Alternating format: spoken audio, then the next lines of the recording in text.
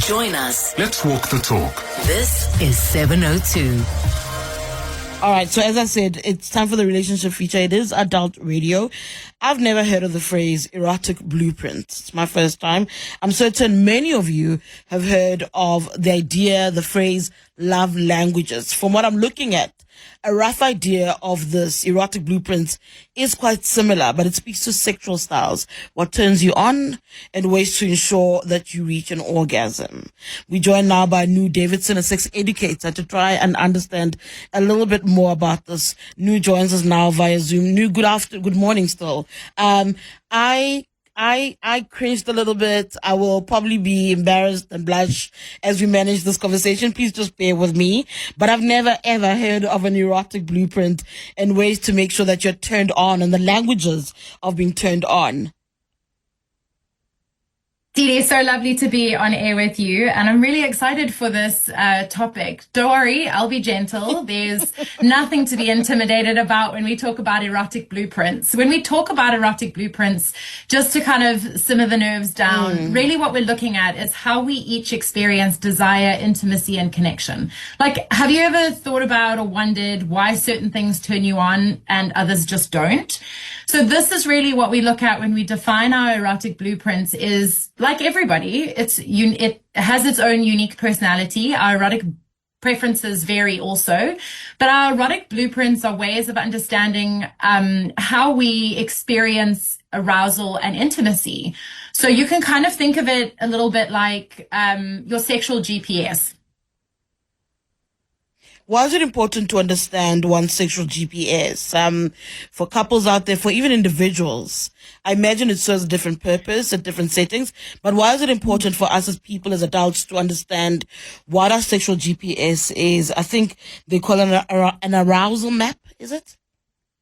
Yeah, like it is your arousal map. And I think it's super important for a variety of different reasons. But starting off, it's important to understand yourself. Learning your blueprint helps you understand what your desires are and how to better communicate them with partners. So this is your roadmap for your pleasure. It's as opposed to just going with the flow and expecting someone else to understand your pleasure. You yourself are in charge of your pleasure. No one else is in charge of your pleasure. You need to own that. So understanding your blueprints and what arouses you, what turns you on, what does it for you and what doesn't do it for you helps you better understand what you're looking for and how to have more pleasure, and take charge of that. I think it also helps to improve your relationships, because when you understand your partner's blueprint, it leads to better communication and more satisfying sexual intimacy. Because you learn to understand. No, you can go on, Nu. It's okay. So it's when you learn about your partner's blueprint, it helps you understand how to mutually satisfy each other on, knowing what turns each other on, as opposed to the guesswork that's taken out of the intimacy. And also, I guess it's about breaking taboos. Erotic blueprints also help to break down taboos. We have loads and loads of layers of shame and stigma of what is normal, when actually what is normal is safe and consensual, and what does it for you? And that's really what we want to do, is we want to take away the taboo out of it so that you can have the pleasure and what you desire. Let's speak about the different blueprints, because it's very similar, as I said earlier, to love languages. Some people say to you, oh no, I like touch more. My language is service. In the erotic sense, what are the different languages that we can employ?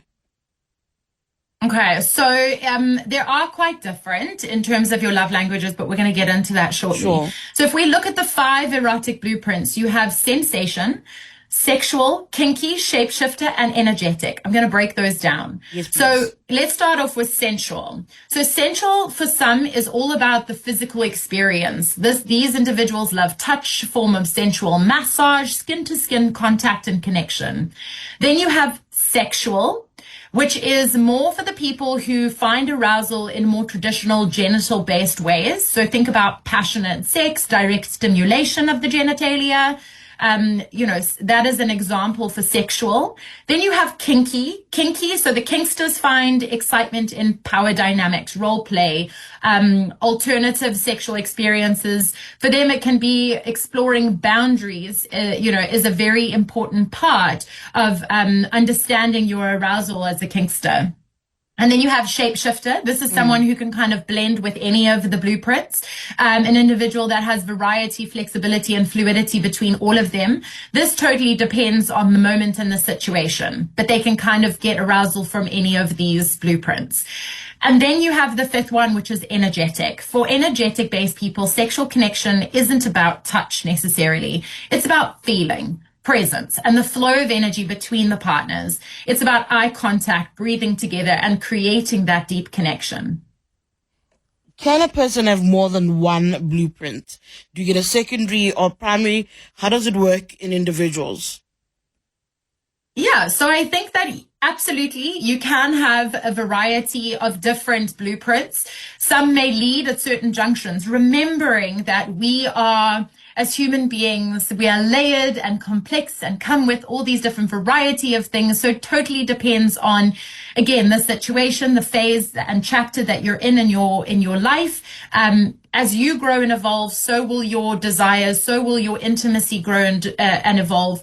And it's really important to kind of keep checking in what is doing it for you. And, maybe with different partners, maybe with yourself, you have different erotic blueprints for that. So similar to the love languages you mentioned earlier, which are quite different, we are not just one of them. We are all of them. We find these connections from all of them. But you might say that you are, like you said earlier, acts of service is something that is a leader at the moment for you. So at the moment, you might be an acts of service person. However, are you a giver in acts of service? So you feel the love and connection when you give an act of service, or is it about receiving? Because what tends to happen is we speak our own language to a partner, and then we expect them to have the same response. So if I'm a words of affirmation, you're an acts of service person, as an example, and I'm giving you words of affirmation, it's going to land very differently as if I give you acts of service, right? And vice versa. So we could be speaking two different languages, and I'm going, but I'm giving you what you're asking for, and you're not responding in the same, you're not receiving it in the same light. It's maybe because I'm giving you my blueprint. I'm giving you my love language, not yours. So I think it's very important to identify which one belongs to you. How are you expressing it? But also, how do you like receiving it? I think that's an important part, understanding how your partner likes receiving it. Some of the, when you look at the different blueprints, I mean, when you look at kinky specifically, and I think to some degree, even sexual, I think that they might make for very difficult conversations. I mean, when you look at kinky, I think it's rooted in the idea of what is taboo. And I think for some people, they hear that and I think you started at speaking about taking the shame out of sexual encounters. When they hear that already, flags start to go up and people start to worry about how you go about navigating that. How would you advise somebody to explore figuring out what their blueprints is and even navigating, let's say if yours is kinky? So I think it's a great question. And it goes back to bringing up any kind of topic that feels slightly uncomfortable, and specifically around, sexuality and what our sexual preferences are. It's not necessarily an easy conversation. We've never been taught to have an easy, for it to be an easy conversation. I do this for a living, and still sometimes there can be uncomfortability in it. So I think it's getting familiar and comfortable with that. And by taking the shame and taboo out, it's not just take the shame and taboo out, right? You have to work towards it. So I think first identifying what works for you and what you're looking for. What are you seeking? To then be able to communicate that with a partner is finding a safe, a partner you feel safe enough to have that conversation with. If you're engaging in sexual intimacy with your partner, you should be able to have adult conversations about that sexual intimacy. So creating the space around it. I call it the 3 T's: timing, turf, and tone. When are we having this conversation? So being mindful of when we bring it up, not as they walk in the door or lay their head on the pillow and about to fall asleep, and you're like, so there's this thing, and then we kind of throw them off guard. It's setting up the timing of it, making sure that it's over a dinner when they've eaten, and you're kind of, oh, I heard this thing on 702 the other day. It was really interesting. What do you think about this? You know, it kind of takes it into a third person dynamic. You're getting curious with each other. Curiosity always over criticism. We want to soften it. It's an I statement. You know, when you come in with a, I have heard this and I think this is quite interesting, I'm not coming at you about it. So that's timing. When are you doing it?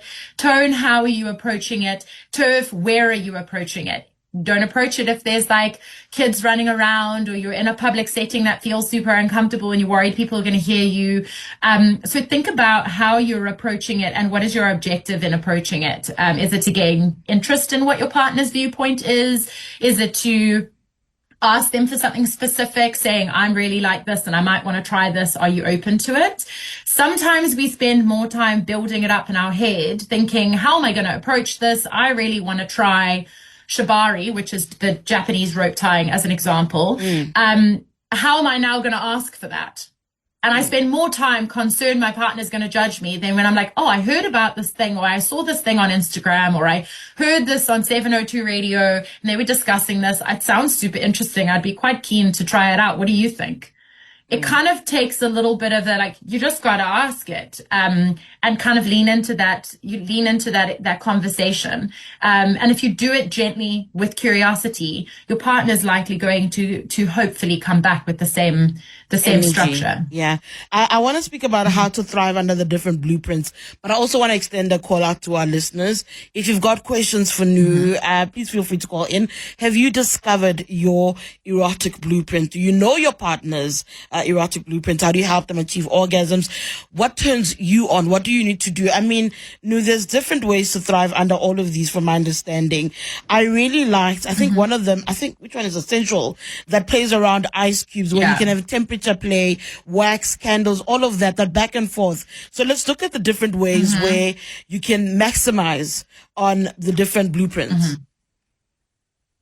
Absolutely. So that was sensation that you speak of, which is more skin to skin contact. So think sensual massages, touch, and that's a really great way to begin the exploration. If your partner or yourself is into sensation play, it's thinking about what sensations there are. Also, another side caveat to that I've discovered works really well is when you take away one sense, it heightens all the others. So this is maybe for the more experienced folk who are getting into it.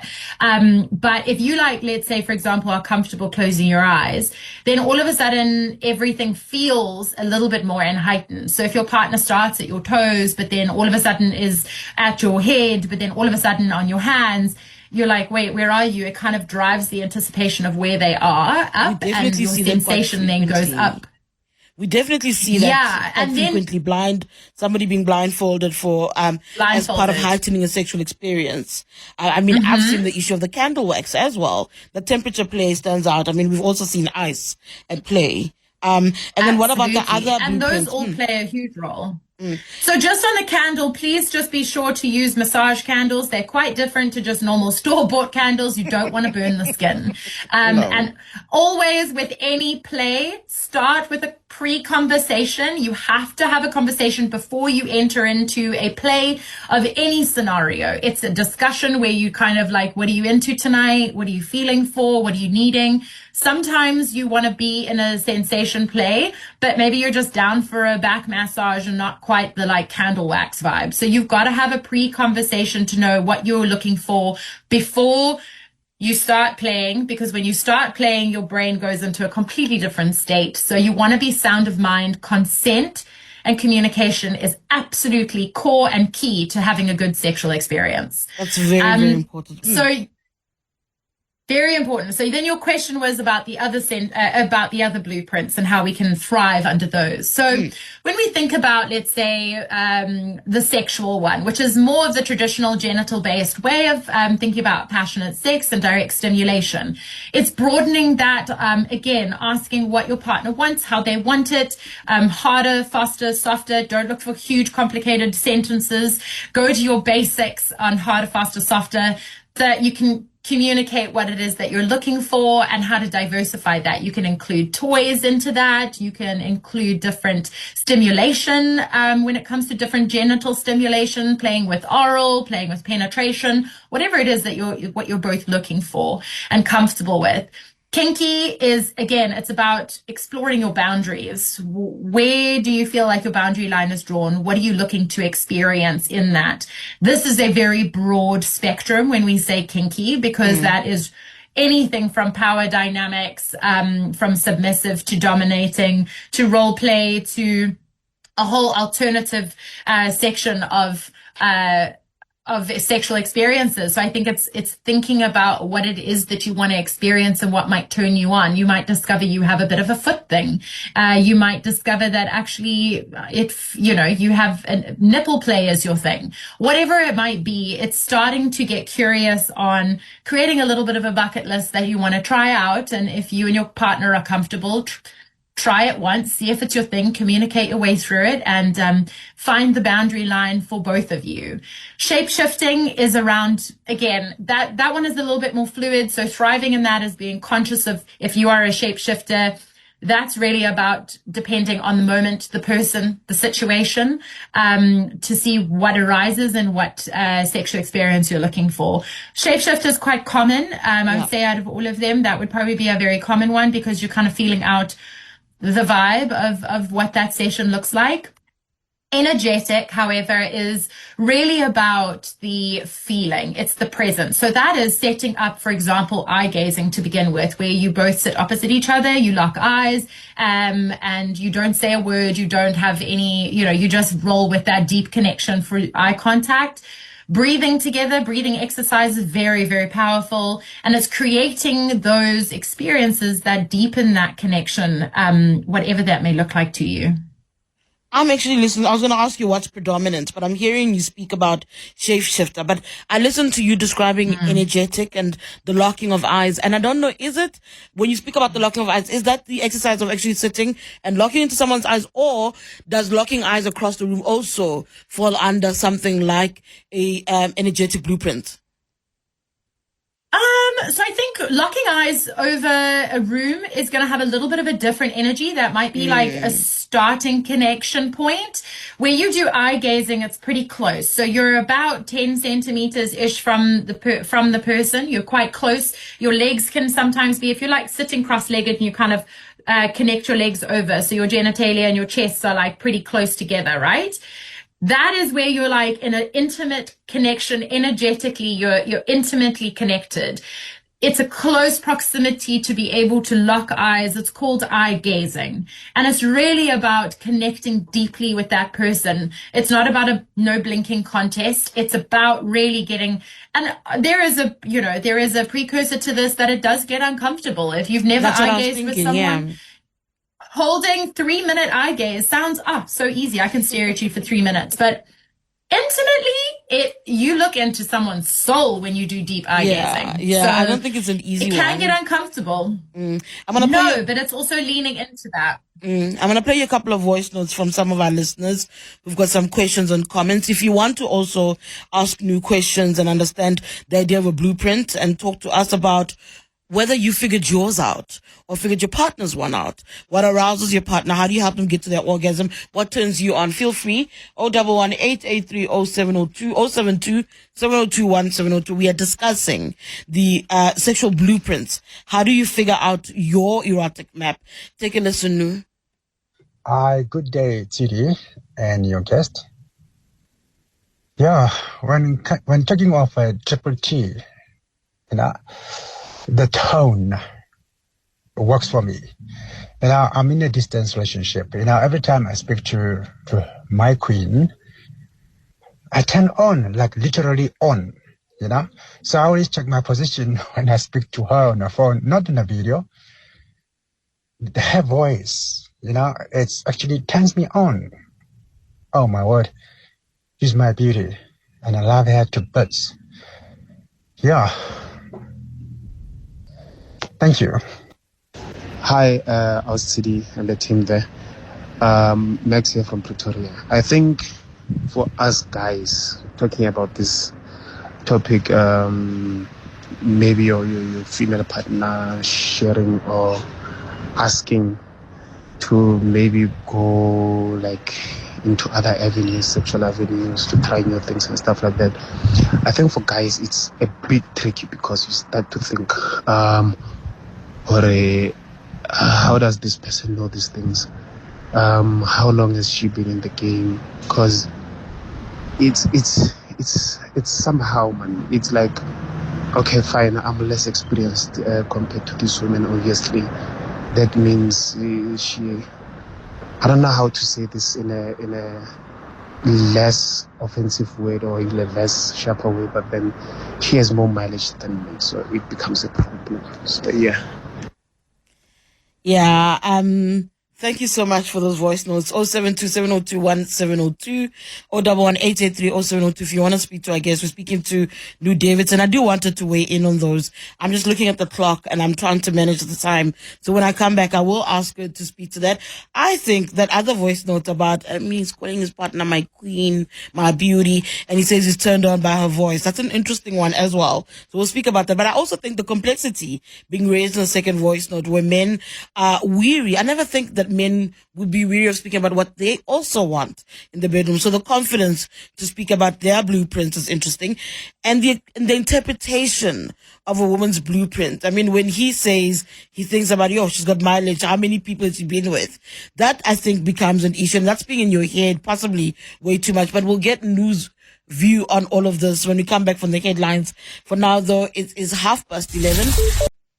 702 Let's walk the talk on 92.7 and 106 FM. Welcome back. It is the relationship focus, the sex focus. We're in conversation with sex educator Nu Davidson. We're discussing erotic blueprints. If you figured those out, your arousal map, your primary sexual style, and their variety of styles and how people get about to it. Just before the headlines, with two voice notes where Nu, you're being asked to weigh in on two matters. So I'll start with the loveliest one, the sweetest one, where he was referring to his partner as his queen, his beauty, and he said his turn on is actually her voice. When he speaks to her on the phone, he's immediately turned on. That can be a thing, the voice, right? Absolutely. So this is a really good example of an energetic blueprint, because this is all about connection and energy between partners, often feeling more aroused through non-physical, subtle experiences like tone, sound, vibration of a partner's voice makes complete sense. The sound of his partner's voice is likely triggering arousal because it engages a deeper, more energetic connection. So feeling, something that's felt on an emotional, energetic level rather than a physical level. And this can include things like whispering, verbal affirmations, the rhythm and cadence of her voice is probably doing it for him. So this is a really wonderful example of an energetic blueprint and how broad that can look for someone. And then the other voice note, and I think he presents two issues, not just one, but the part where he felt that it's intimidating for men to discuss what they want, their sexual desires as well, their blueprint. And then he says, on top of that, it also brings up the issue of mileage. So not only are you intimidated to have the actual discussion, but he's also concerned about what it will produce and the kind of questions and judgment, in essence, that it'll have on his partner. So the thing is the irony is he's saying it's difficult for men to express their desires. However, I'm going to take the gender out of it and say that clearly it's difficult for everybody, for many people, no matter your gender, to express, because we have scenarios like this, whereby is she able to express her desires? Is he, when he's intimidated by them and wondering where they come from, so they come with an element of judgment. If we want to have a good sexual relationship with our partner, it is absolutely fundamental that we create a judgment-free, good communicative space. So we want our partner to be able to tell us what it is that is working for them, not working for them. We want to be able to open these conversations and communicate for both parties to better understand what is turning them on and turning them off. So it's creating that environment where both of those partners can feel like they can have that conversation, to get curious, to ask questions, not to judge them, shut them down because you may have experienced it with someone else. I want to just let And I think his name was Max. So Max from Pretoria, thank you so much for calling in and for sharing that story with us. I highlight that your courage is obviously connected to many others listening in who can relate to what you've said. I think it's really important to, I'm not dismissing the intimidation and the insecurity around your partner having other experiences, but what is important is how your partner experiences their intimacy with you and how you experience that intimacy with each other. Creating that space and getting curious what turns each other off and on is going to give the light and direction to your sex life with each other. And it's being able to look at it from a light of no experiences are the same. No two experiences are the same. Both of you are unique. Both of you have been with other people. Maybe not, regardless. What you guys experience together is your primary. So creating that journey as a partnership, you're going on this adventure to have those experiences together. And if you think about being able to be of service sexually to your partner and vice versa, it's being able to understand what turns them on. So I ask Max, if you are curious about what turns your partner on and how to have the best sex life with your partner, or is it about a power play? That's an interesting question. And then all these blueprints have shadows. What are the shadows? Is that is this the negative or the danger side of the shadows? Of the blueprints, rather? So when we think about the shadows, with regards to, these are the unhealthy, more challenging aspects of each blueprint. So when we look at the sensation blueprint, the overstimulation or lack of depth, neglect of emotional connection, this can be a byproduct of that. They might seek the constant physical stimulation, which could lead to a sense of emptiness and a struggle for deep connection emotionally. So looking at overstimulation and lack of depth for sensation blueprint. Sexual blueprint, tunnel vision, only genital pleasure, only focus on performance. This is like, we're doing this to have genital stimulation, penetration, orgasm, the end.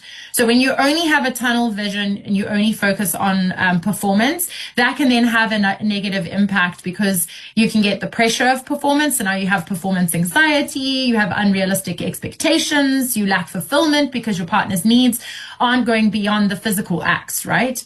So think about when you have sexual blueprints, it's the tunnel vision, only focusing on performance and the genitalia. This can take the pleasure out of it also. When we look at kinky blueprint, and the shadow of a kinky blueprint can be shame, manipulation over power dynamics, very important. So using kink as a means of control and manipulation rather than a mutual consent and enjoyment. If communication and practicing safely, kink can become a source of dysfunction, and you can build resentment.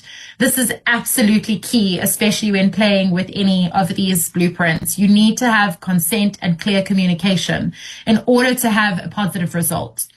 Shape-shifting. I'm going to take a quick break. Sorry to cut you in there. I'm going to take a very quick break. When we come back, though, I want to play you a few more voice notes because there are still questions that some of the listeners have put to you. Join us. Let's walk the talk. This is 702.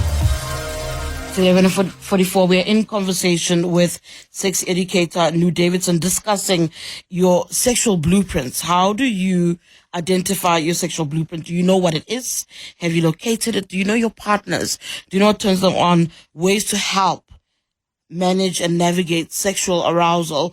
You can send voice notes or call in on 011 883 0702 if you've got a question for Nu, or send a voice note on 072702 1702. Nu, here are a couple of voice notes for you. Hi, it's David here. What an interesting topic.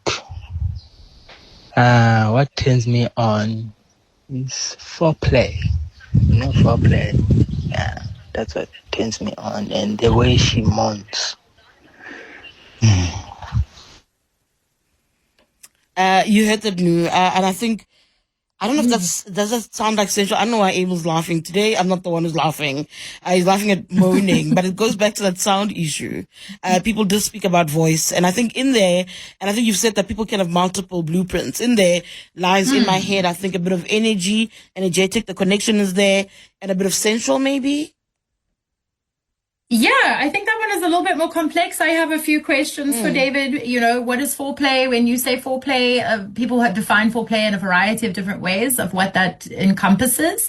And I think the smiles from I'm sure everyone in studio, myself included, when he said it's the moans, it's because it feels tangible. You can hear his joy and the pleasure he's getting from knowing he's giving pleasure to make his partner moan. So I love that. I love that, David. Thank you for sharing. And then there's also a difference for me in my head about blueprints between gender. How do they manifest for women? What are the common blueprints? And for men? And how do they find one another in that regard? At the very beginning, I think you spoke about the importance of being able to communicate in order to try and heighten your connection as a partnership, as a couple. Yeah, so I think that gender is irrelevant, to be honest. I think that every gender can experience all of these blueprints. It depends on your partner, it depends on the stage and phase and the chapter you're in. So I don't think that they're necessarily gender specific. I have not necessarily done any data research on which ones fit which demographic more. But I think it's just, again, going back to communication and becoming aware of your own blueprint so that you can communicate that. And if you don't know what yours or your partner is, get curious, ask the questions, get inquisitive, try them, try all four of them. Why not? See what is your boat and what does it for you and what doesn't. It's the journey of exploration that finds you your destination. And in terms of advice, those kind of questions that one needs to ask, is it about questions when in the act, not in the act? Because sometimes you're told you must touch your partner in particular and ask them if it feels good. Is that the kind of questions, how the questions must manifest? Is there a recipe of what they need to look like in order to get the answers to figure out what the direction is? So I think that I wouldn't say that there's like a generic recipe. Here you go, guys. Here's the roadmap to go and do 1, 2, 3. Why is life that easy? It would be so much easier if the adults are told, press this button, you'll get to where you're going. I would also make a lot of money if I could just be like, here's your roadmap, 1, 2, 3, and there you have it. Your dream sex life. It's not that simple, unfortunately, because every human being is unique. Your desires are unique. They fluctuate, they change. There's certain circumstances, triggers, and what it is that you're looking for. So I think start with yourself. Get curious as to which one would you like to explore, which one's like kind of spikes a little interest and curiosity of, I wonder, when I've just spoken about all of these blueprints, sensation, sexual, kinky, shapeshifter, energetic, which one in description did a little something for you? And if not, it's about exploring them, seeing which one maybe you do connect with and which one you don't connect with. If you don't explore it, you don't know. I think when it comes to curiosity and having these conversations, asking these questions, it's a pre-conversation, because you don't want to end up in a kinky situation and you haven't established any boundaries or what each other are looking for. It is essential to talk about it out of the bedroom first.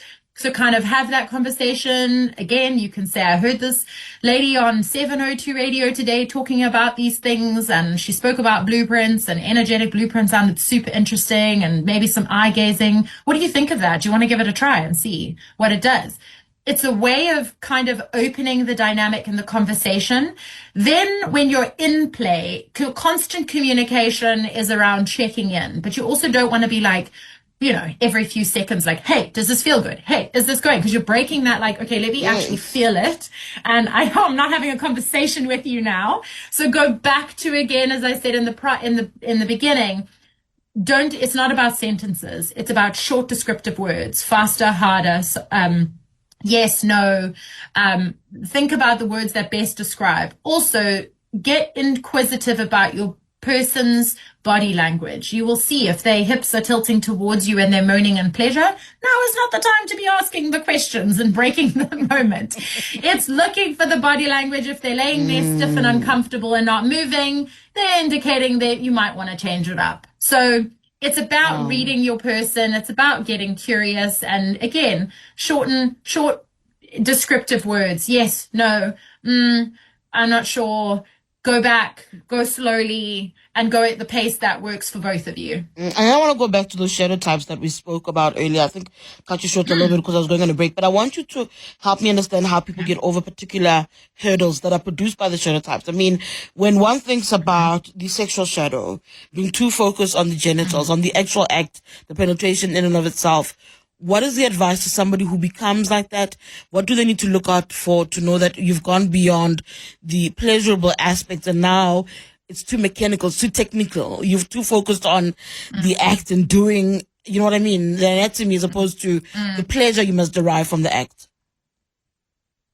So I think it's about slowing things down for yourself. If you are able to catch that you're getting overly focused on performance, and that's putting pressure on you and it's taking away the pleasure, it's making sure that you're checking in on what still feels what your fulfillment looks like. So what is arousing you? If it's not arousing you and it's adding pressure to you, diversify. So think about how you can change it up. Maybe step away from genitalia for a moment, have a few sexual interactions where genitalia are not a part of it. Start to train yourself to have pleasure beyond just penetration and genitalia focus. So that my advice would be to that person only focused on performance and genitalia, try and have a sexual intimate moment without genitalia involved at all. See how that builds the anticipation and the arousal. And then the anxiety and feeling overwhelmed that might come with the energetic shadow. So with that, I mean, that is like an emotional detachment withdrawal, very common in terms of the shadow of energetic blueprint. That because it's a lot of intimate, non-physical connection, it's about regrouping with each other, communication being absolute core here. If you can't communicate, you can't emotionally feel safe enough to be vulnerable in the state energetically. So it's dialing back. Yes, of course, we're all human beings. You have uncomfortability, anxiety, and anxiety is not it is not logical. So you can't make logic of anxiety and talk it out of someone, but it's seeing it for what it is, validating that it exists, and making that person feel comfortable. Again, moving through communication and what feels comfortable and consensual for both of you. And I'd imagine, I'm not sure, you'll tell me if I'm wrong, but the idea of getting caught in your own head, I think it's something that they associate with sensual shadow. But in my head, that feels like a common thing where if you speak to somebody, because you encourage communication, but if it feels like you're trying and it doesn't feel like you've been heard properly, I can imagine somebody withdrawing, drawing inwards and being too much in their heads and being unable to perform or enjoy the moment at least. So I think that's a very valid point. You can have that in your head for any of these blueprints, for any intimacy at any time. What is important, and I would say the three core general shadows across all blueprints is unmet needs, unhealthy communication, and shame.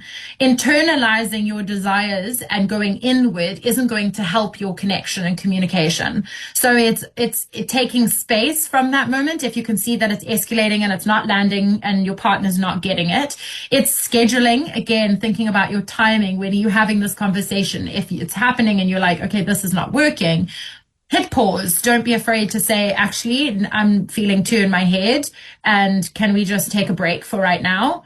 Absolutely fine. You should always be able to hit the pause button and then circle back on it. You want to be able to say, can I actually have a chat with you tomorrow morning or later in an hour? I just want to, I'm feeling like I'm in my head.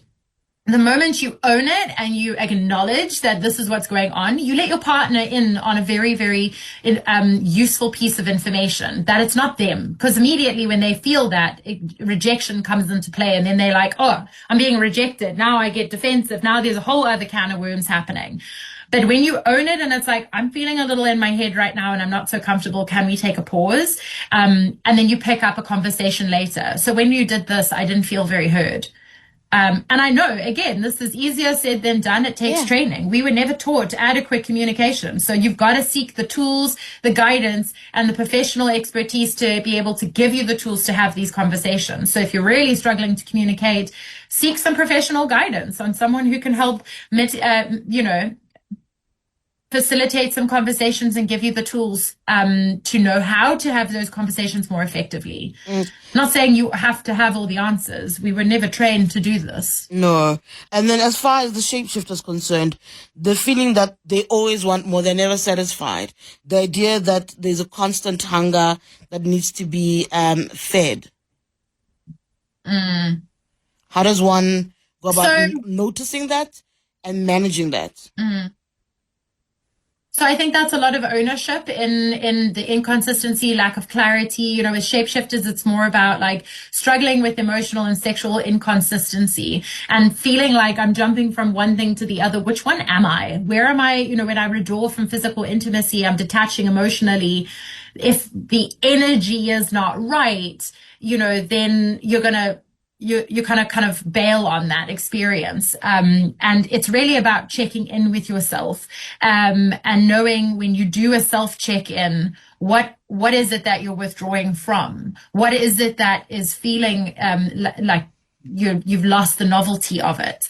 And it really is self-accountability, taking responsibility out of all of these shadows. It's taking responsibility to have the awareness to recognize when you're in those moments and what you can do about communicating your way through them. They're uncomfortable. Welcome to adulting. Absolutely. This is sexual intimacy. It's layered. It's complicated. But you got to get in it and have the most gentle, curious conversations you possibly can and navigate your way through it. Otherwise, like I say, there's many resources out there. There are millions of YouTube videos and free resources, as well as incredible professionals, from coaches to counselors to therapists to sexologists. There are resources to guide you on this journey. My parting shot, and briefly really, and I think in a way you've kind of answered it. Your advice to listeners of mismatched blueprints. They've been listening to you and think, geez, my partner and I are not on the same wavelength. How must they navigate that? So it goes again to wanting to better understand how to be of service to your partner. Are you wanting to only speak about your blueprint in your language? Is it about being able to do it as a partnership?